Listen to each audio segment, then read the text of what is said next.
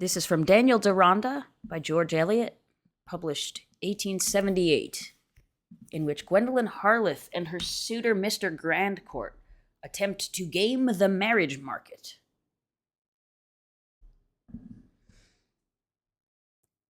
Even in Gwendolen's mind, that result, accepting Grandcourt's proposal, that is, was one of two likelihoods that presented themselves alternately. One of two decisions toward which she was being precipitated, as if they were two sides of a boundary line, and she did not know on which side she should fall. This subjection to a possible self, a self not to be absolutely predicted about, caused her some astonishment and terror. Her favorite key of life, doing as she liked, seemed to fail her, and she could not foresee at a given moment what she might like to do. The prospect of marrying Grandcourt really seemed more attractive to her than she had believed beforehand that any marriage could be. The dignities, luxuries, the power of doing a great deal of what she liked to do, which had now come close to her, and within her choice to secure or lose, took hold of her nature as if it had been the strong odor of what she had only imagined and longed for before. And Grandcourt himself? He seemed as little of a flaw in his fortunes as a lover and husband could possibly be. Gwendolen wished to mount the chariot and drive the plunging horses herself, with a spouse by her side who would fold his arms and give her his countenance without looking ridiculous. Certainly, with all her perspicacity, and all the reading which seemed to her mamma dangerously instructive, her judgment was consciously a little at fault before Grandcourt. He was adorably quiet, and free from absurdities. He would be a husband to suit with the best appearance a woman could make. But what else was he? He had been everywhere, and seen everything.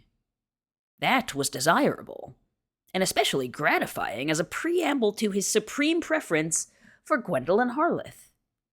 He did not appear to enjoy anything much. That was not necessary. And the less he had of particular tastes or desires, the more freedom his wife was likely to have in following hers.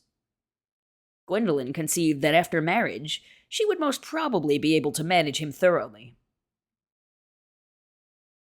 How was it that he caused her unusual constraint now? That she was less daring and playful in her talk with him than any other admirer she had known? That absence of demonstrativeness, which she was glad of, acted as a charm in more senses than one, and was slightly benumbing. Grandcourt, after all, was formidable, a handsome lizard of a hitherto unknown species, not of a lively, darting kind. But Gwendolen hardly knew anything about lizards, and ignorance gives one a large range of probabilities. This splendid specimen was probably gentle, suitable as a boudoir pet.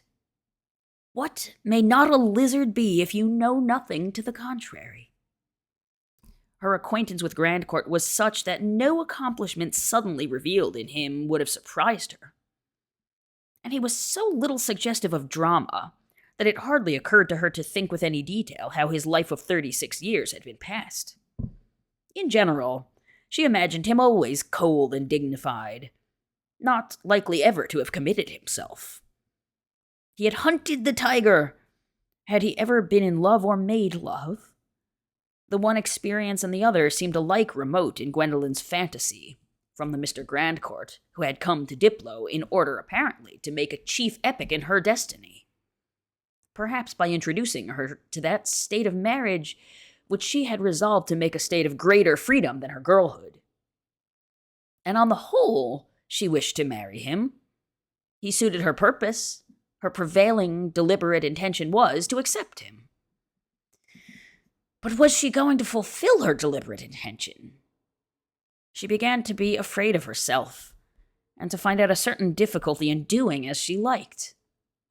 Already her assertion of independence in evading his advances had been carried farther than was necessary, and she was thinking with some anxiety what she might do on the next occasion. This match with Grandcourt presented itself to Mr. Gascoigne, the rector, who is Gwendolen's uncle, as a sort of public affair. Perhaps there were ways in which it might even strengthen the establishment, capital E. To the rector, whose father, nobody would have suspected it and nobody was told, had risen to be a provincial corn dealer, aristocratic heirship resembled regal heirship in accepting its possessor from the ordinary standard of moral judgments.